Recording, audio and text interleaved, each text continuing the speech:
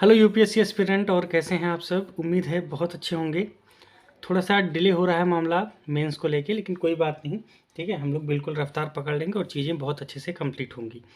ठीक है, तो चलिए शुरू करते हैं आज का सेशन। हम लोग कर रहे थे यूनिट नंबर 3, जिसका नाम है भारत में शक्ति का पृथक्करण। ठीक है, इसके बारे में हमने काफ़ी हद तक चर्चा की थी, लेकिन आज जो है वो थोड़ी सी बातें कुछ ऊपर की होंगी। थोड़ा सा होता है जो मूल सिद्धांत है, जहाँ पे शक्तियों का जो बंटवारा है वो एक अलग तरीके से होने लगता है।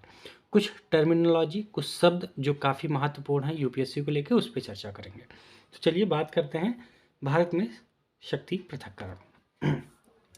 ध्यान रखिएगा, भारतीय संविधान में शक्तियों का जो विभाजन है वो लचीलापन क्यों है, इसके बारे में। इसके पहले हमने देखा था कि कहाँ कहाँ पे क्या है, ओवरलैपिंग है, कहाँ कहाँ पे लचीलापन दिखने को मिलता है, वो हमने डिस्कस कर लिया था।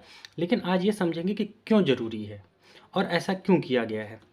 क्योंकि भारतीय संविधान निर्माताओं ने शक्ति पृथक्करण की कठोर अथवा लचीली व्यवस्था पर अधिक जोर केंद्रित करने के बजाय भारत की परिस्थितियों के अनुरूप इस बात का ध्यान रखा कि शासन के अंग निरंकुश रूप से प्राप्त ना कर सके। मतलब वो कहीं ना कहीं निरंकुश रूप ना प्राप्त कर लें। इस चीज़ को देखते हुए जो संविधान में शक्तियों का पृथक्करण है वो कहीं ना कहीं लचीलापन है, देखा जाए ओवरलैपिंग है, जिससे सभी जो तीनों तंत्र हैं वो क्या करें, एक दूसरे के ऊपर अपना क्या रखें, एक तरह का नियंत्रण रखें, जिससे कोई भी जो अंग है वो निरंकुश ना होने पाए। अगली बात है, शक्ति पृथक्करण की अवधारणा का जो मूल सिद्धांत है वो क्या है। विधायिका, कार्यपालिका अथवा न्यायपालिका इतना शक्तिहीन ना हो कि शक्तियों का संतुलन विभेदकारी ना हो। मतलब कि इसका मतलब ये हुआ, जो शक्तिहीन ना हो, कौन, विधायिका, कार्यपालिका और न्यायपालिका इतनी भी शक्तिहीन ना हो, और शक्ति का जो संतुलन है इतना विभेदकारी ना हो ताकि कोई अंग अपने आधारभूत कार्यों का निष्पादन ही ना कर पाए और अपनी मूलभूत शक्तियों का प्रयोग ही ना कर पाए। तो कहीं ना कहीं शक्ति का जो पृथक्करण है वो इस बात पे भी ध्यान देता है कि इतना भी लचीला ना हो कि विधायिका, कार्यपालिका, न्यायपालिका अपनी शक्तियों का ही उपयोग ना कर पाए, और संतुलन इतना बेकार ना हो कि कोई भी अंग जो है वो अपना कार्य ही ना कर पाए, जिससे उनकी जो मूलभूत शक्ति है ना वो ही नहीं हो पाएगी। तो ऐसी शक्ति देने का क्या मतलब है। तो इसीलिए हमने क्या किया, कठोर के साथ लचीलेपन को भी रखा, जिससे कठोरता के साथ वो अपनी शक्तियों का प्रयोग भी कर पाएँ, लेकिन जब वो अति हो, मतलब निरंकुश रूप धारण करने लगे, तो इतने में जो दूसरा अंग है वो उसके ऊपर काबू पाए और उसको संभाल ले। इस टाइप की कुछ शक्ति की बात की गई है। देखिए, एक बात ध्यान रखिएगा, संभव नहीं है पूरी तरह से पृथक्करण किसी भी देश में संभव नहीं है। भले आप बहुत ज़्यादा पृथक्करण कर दीजिए, एकदम बराबर डिस्ट्रीब्यूट कर दीजिए मामला, लेकिन फिर भी समन्वय होना जरूरी है। नहीं तो क्या होगा ना, हर जो तंत्र है वो अपने आप में ही अपने आप को मानेगा, वो दूसरे की बात कहीं ना कहीं इग्नोर करने लगेगा, तब क्या होगा, नुकसान होगा ही होगा। इसीलिए कहा जा रहा है संभव नहीं है पूर्ण पृथक्करण। वस्तुतः किसी भी शासन व्यवस्था में जो शक्तियों का कठोर पृथक्करण है वो संभव नहीं है। यद्यपि अमेरिका के संविधान में शक्तियों के स्पष्ट एवं कठोर पृथक्करण को अपनाया गया है, किंतु बाद में संवैधानिक विकास क्रम के साथ ही शक्तियों का यह पृथक्करण लचीला होता गया। वर्तमान में अमेरिकी विधायिका को कार्यपालिका के साथ ही न्यायपालिका के संबंध में भी शक्तियां प्राप्त हैं। जैसे भारत में दिखता है, कहीं ना कहीं थोड़ा बहुत हमें अमेरिका में भी दिखता है, क्योंकि अमेरिका में स्पष्ट कठोर पृथक्करण अपनाया है, लेकिन कहीं ना कहीं आज के समय में वो लचीलापन अपने आप धीरे धीरे व्यवहारिक रूप से शामिल हो गया है। उदाहरण के लिए देखें तो सुप्रीम कोर्ट के न्यायाधीशों के पद से हटाने के लिए अमेरिका विधायिका द्वारा ही संपादित किया जाता है। ये क्या है, एक तरह से न्यायाधीश सुप्रीम कोर्ट के, लेकिन उनको हटाने की प्रक्रिया विधायिका के द्वारा संपादित की जाती है। ठीक है, अमेरिका में सुप्रीम कोर्ट के न्यायिक पुनरावलोकन की संकल्पना के माध्यम से व्यापक विधायी प्रकृति की जो शक्तियां हैं वो प्राप्त कर लिया है। तो मतलब जो व्यापक विधायी प्रकृति शक्ति है वो कहीं ना कहीं सुप्रीम कोर्ट के पास तो है ही, और किसके जरिए, न्यायिक पुनर्लोकन की संकल्पना के जरिए। और भारत में भी यही दिखता है, ध्यान से सुनिएगा, भारत में भी यही दिखता है कि जो भारत का सुप्रीम कोर्ट है ना, उसके पास भी न्यायिक पुनर्लोकन की शक्ति है। तो कहीं ना कहीं भारत के सुप्रीम कोर्ट के पास भी क्या है, व्यापक विधायी प्रकृति की शक्तियाँ प्राप्त हैं। ध्यान रखिएगा, सुप्रीम कोर्ट अगर किसी भी विधेयक को क्या करता है, उसको कानून को, जैसे मान लो विधेयक बना कानून, और कानून को सुप्रीम कोर्ट ने क्या किया, निरस्त कर दिया, तो वो निरस्त ही माना जाता है भारत में भी। तो इस बात को ध्यान रखना है, सुप्रीम कोर्ट की जो न्यायिक पुनरावलोकन की शक्ति है वो कहीं ना कहीं उसकी जो विधायी प्रकृति की शक्तियाँ हैं वो बहुत ऊंचे लेवल पे लेके चला जाता है, तो जो उसको सबसे विशिष्ट बनाता है। और हमारे संविधान में यह शक्ति तो दी गई है सुप्रीम कोर्ट को भाई, ये शक्ति सीधी सी बात है सुप्रीम कोर्ट को दी गई है, वो न्यायिक पुनरावलोकन कर सकती है। ठीक है, चलिए अब हम लोग बात करेंगे अगला जो सबसे इम्पॉर्टेंट है, कुछ टर्मिनोलॉजीज़ जिस पे यूपीएससी का थोड़ा ध्यान रहता है, और वहाँ से देखा जाए नई नई टर्मिनोलॉजी आजकल निकलती चली आ रही है। ठीक है, आइए देखते हैं। और वो है प्रत्यायोजित विधान। सबसे पहली टर्मिनोलॉजी है प्रत्यायोजित विधान। इस पे भी यूपीएससी क्वेश्चन पूछ सकती है और आने वाले समय में ज़रूर पूछेगी। इसके पहले कई पूछे हैं, उसके बारे में भी डिस्कस करेंगे, लेकिन ये थोड़ा सा नया है, बेहतर है, एकदम ज़बरदस्त कॉन्सेप्ट है। तो प्रत्यायोजित विधान को इंग्लिश में क्या बोलते हैं, डेलीगेटेड लेजिस्लेचर। इसका मतलब क्या है, जब किसी विषय पर कानून बनाने पर विधायिका के बजाय कार्यपालिका द्वारा किया जाता है तो उसे प्रत्यायोजित विधायन के अंतर्गत माना जाता है। जैसे मान लीजिए विधायिका ने क्या किया, कोई कानून बनाया, ठीक है, कानून बनाने का जो विधायी कार्य है विधायिका के बजाय कौन करे, कार्यपालिका करे। तो मैंने क्या बताया, अगर मान लो विधायिका कोई काम करती है, ध्यान से सुनिएगा, है ना, विधायिका ने क्या किया, कोई काम किया और उससे उसने कानून बनाया, लेकिन जब उसको व्यवहारिक रूप में लागू करना होता है ना, तो कार्यपालिका उसको लागू करती है।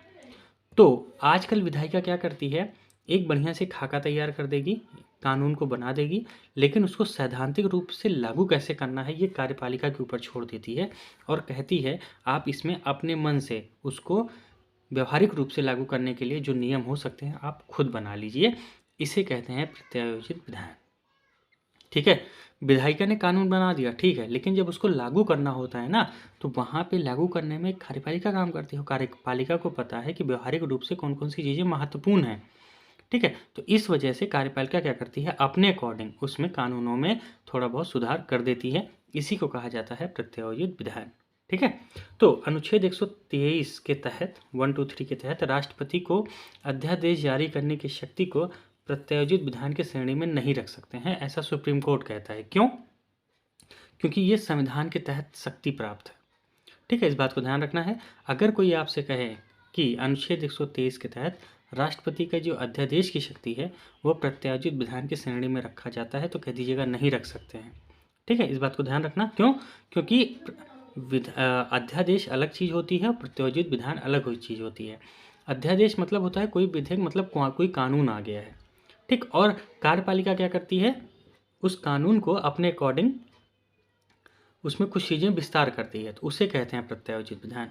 लेकिन राष्ट्रपति की बात एकदम अलग है, तो उसको इसमें शामिल नहीं कीजिएगा, बस इतनी बात आपको समझानी थी। आगे लिखा है प्रत्यायोजित विधान ब्रिटेन की देन है, क्योंकि संसदीय शासन प्रणाली के कारण विधायिका एवं कार्यपालिका के मध्य स्पष्ट भेद नहीं है। ठीक है, इस बात को ध्यान रखना है। कहाँ पे? ब्रिटेन में।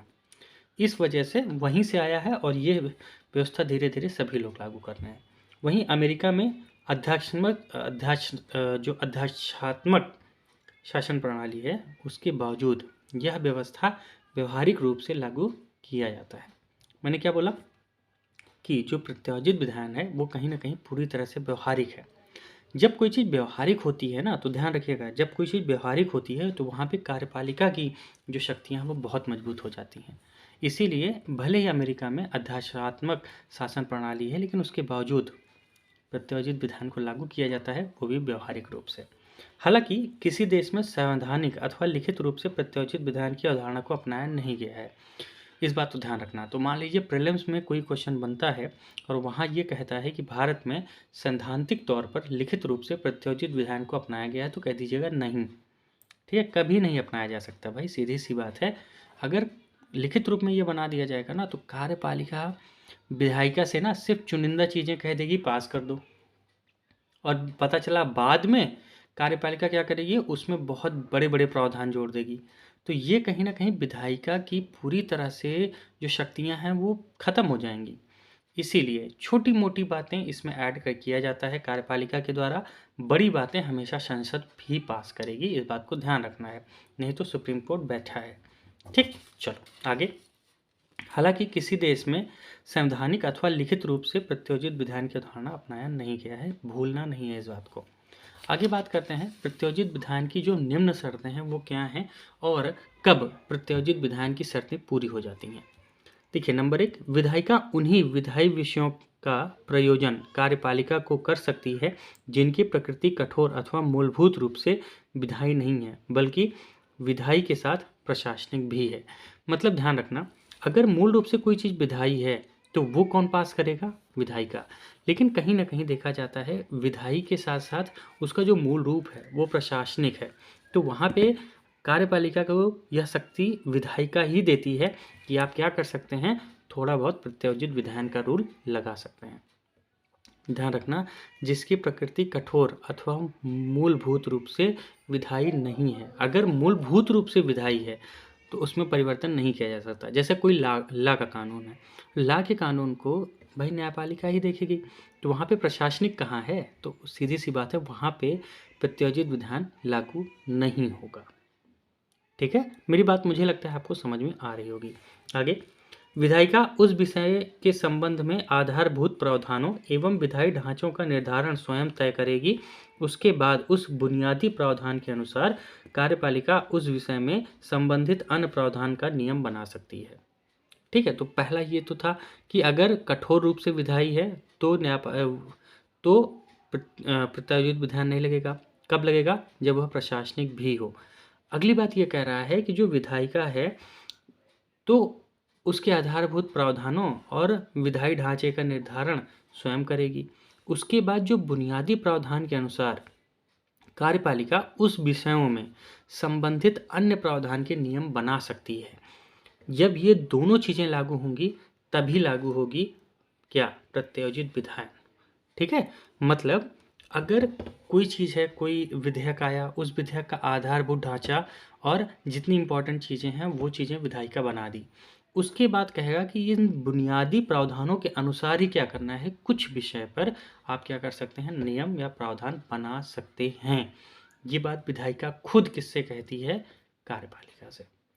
तब जाके प्रत्योजित विधान की शर्त पूरी होती है। लेकिन कठोर विधायी प्रकृति है तब नहीं, साथ में प्रशासनिक भी होना चाहिए। ये दो बातें ध्यान रखना।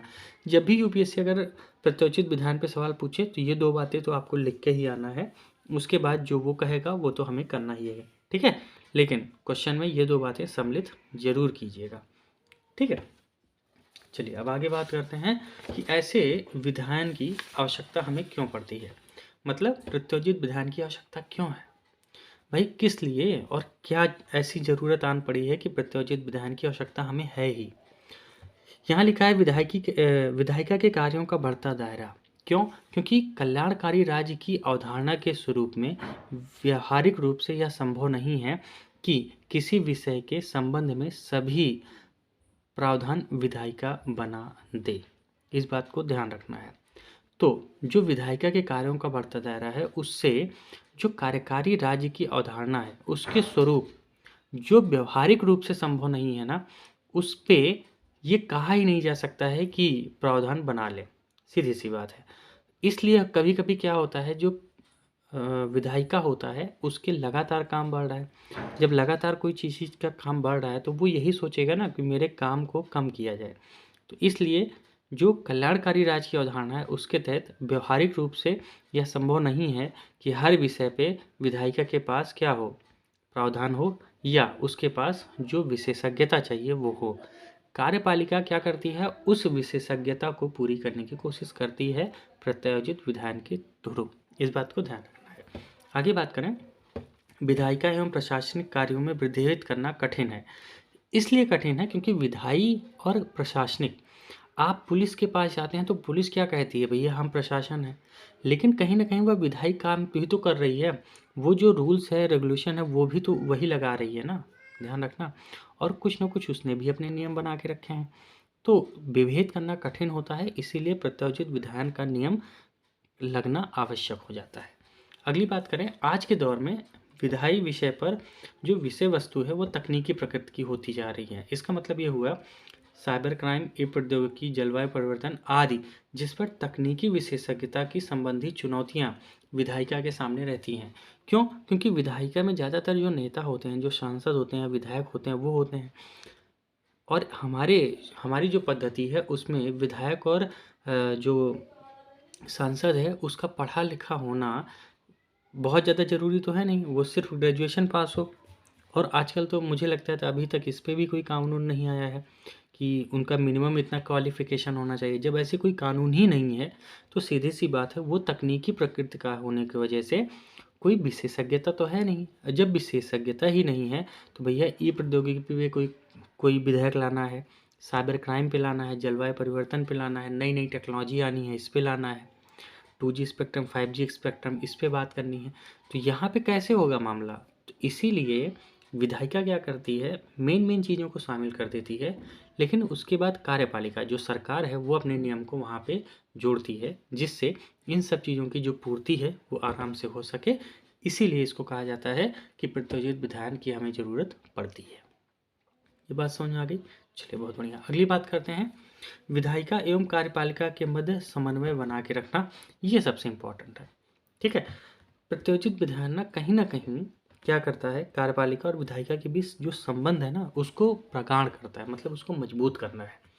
देखिए, मान लीजिए विधायिका ने कोई ठोस कदम उठाया और उसने कार्यपालिका के ऊपर चीज़ें थोप दी, तो क्या लगता है कार्यपालिका उस थोपी हुई चीज़ों से बहुत अच्छा कार्य कर पाएगी? नहीं कर पाएगी। जब तक दोनों में समन्वय नहीं होगा तब तक आगे बढ़ना थोड़ा सा मुश्किल हो जाता है। अगली बात, त्वरित कार्यवाही करने में यह प्रासंगिक है। जैसे कोरोना काल, अब कोरोना काल आया तो कोरोना से संबंधित कोई निर्णय लेना है, कोई विधेयक लाना है तो विधेयक तो ले आए, लेकिन उसको व्यवहारिक रूप से कैसे लागू करना है ये कौन डिसाइड करेगा? कार्यपालिका। ठीक, तो ध्यान रखना, जब भी त्वरित कार्यवाही करनी हो यह प्रासंगिक है। ठीक, तो एग्जाम्पल लिख दीजिएगा कोरोना काल। आगे बात करते हैं कि इसकी कुछ आलोचना भी होती है, किसी प्रत्योजित विधायन की। सबसे पहला देखो, जो आलोचनात्मक पहलू है उसमें यही सबसे पहला होता है कि भैया ये शक्ति पृथक्करण के सिद्धांत के विरुद्ध है। क्यों? क्योंकि इसमें जो बातें की जाती हैं वो कहीं ना कहीं विधायिका और कार्यपालिका की बात होती है। जो विधायिका काम है वो कार्यपालिका कर रही है, तो लोग कहते हैं भैया जो विधायिका काम है अगर वो कार्यपालिका करेगी तो ये शक्ति का पृथक्करण का सिद्धांत का उल्लंघन हुआ कि नहीं हुआ? तो ये बात समझ में आती है कि हाँ भाई होता है, लेकिन फिर से बता रहा हूँ, जो ऊपर हमने पढ़ा आवश्यकता क्यों है उसकी वजह से ऐसा फॉलो करना पड़ता है। आगे, लोकतांत्रिक विकेंद्रीकरण के विरुद्ध है। लोकतंत्र में जो विकेंद्रीकरण किया गया है उसके विरुद्ध है। सीधी सी बात है, मैंने क्या बोला था, अगर विधायिका अपने काम को ना करे और ऐसा लिखित प्रमाण आ जाए कि कार्यपालिका क्या कर सकती है, उसमें नियमों को अपनी तरफ से जोड़ सकती है, तो आप बताइए कोई भी सरकार होगी वो क्या करेगी? विधेयक पास करने की कोशिश करेगी, उस विधेयक में बहुत अच्छी अच्छी बातें लिख देगी, लेकिन जब कार्यपालिका उस पर काम करेगी तो उस पर चीज़ों को कठोर बना सकती है क्योंकि उसके पास आज़ादी है।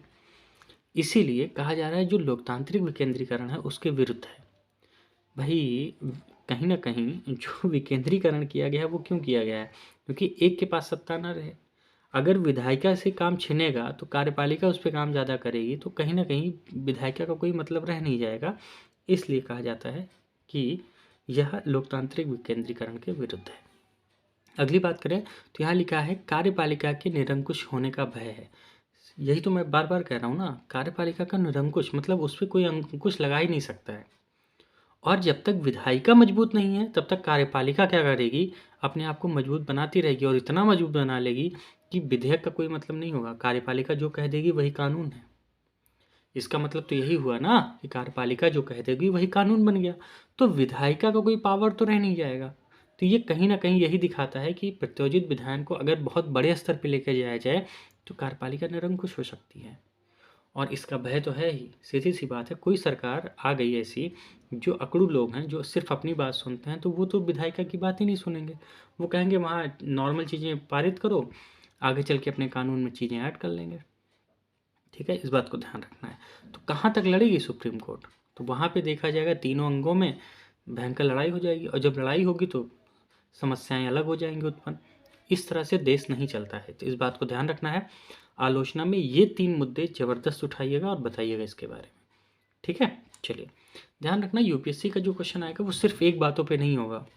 वो आएगा तो पहले यही पूछेगा प्रत्यायोजित विधान क्या है, इसकी आवश्यकता क्यों है, तथा आजकल इसकी आलोचना क्यों होती है, ठीक है। इस बात को ध्यान रखना। ऐसे क्वेश्चन आएगा तो थोड़ा थोड़ा करके तीनों लिखेंगे तो काम बन जाएगा, ठीक है। चलिए आगे बात करते हैं। यहाँ लिखा है संविधान, न्यायपालिका, जागरूकता, जनमत, प्रभावी मीडिया एवं सशक्त विपक्ष के माध्यम से कार्यपालिका की इन संभावित प्रवृत्तियों को रोका जा सकता है। अंत में ये क्या है, ये एक निष्कर्ष है कि ठीक है, सब कुछ ठीक है, प्रत्यायोजित विधान भी ठीक है, उसकी आवश्यकता क्यों है वो भी ठीक है, आलोचना भी हो रही है वो भी ठीक है, लेकिन कहीं ना कहीं संविधान में जो बातें कही गई है, न्यायपालिका के पास अपनी ताकत है, जागरूकता, लोगों की जागरूकता, जनमत, प्रभावी मीडिया, क्योंकि मीडिया क्या करती है, बहुत बड़ा काम करती है, इससे आलोचना होती है देश की आलोचना होती है, सरकार की आलोचना होती है, सरकार की आलोचना होगी तो अगली बार कोई वोट नहीं देगा, ये सब चीज़ें होता है। तो इससे क्या होगा, जो सशक्त विपक्ष है वो भी क्या करेगा, इन सब चीज़ों को करने से रोकेगा। वो कहेगा संसद का कोई मतलब नहीं है, ठीक, बड़े बड़े आंदोलन होने शुरू हो जाएंगे, तो इससे भी कहीं ना कहीं क्या होगा, प्रत्यायोजित विधान पे कंट्रोल करने की कोशिश होगी और कार्यपालिका जो निरंकुश हो रही है उसको बचाने में कोशिश होगी, के माध्यम से जो कार्यपालिका की संभावित प्रवृत्तियां हैं, कौन सी प्रवृत्तियां, यही निरंकुश होने की, लोकतांत्रिक विकेंद्रीकरण या शक्ति पृथक्करण के विरुद्ध, इससे क्या होगा, उसे रोका जा सकता है।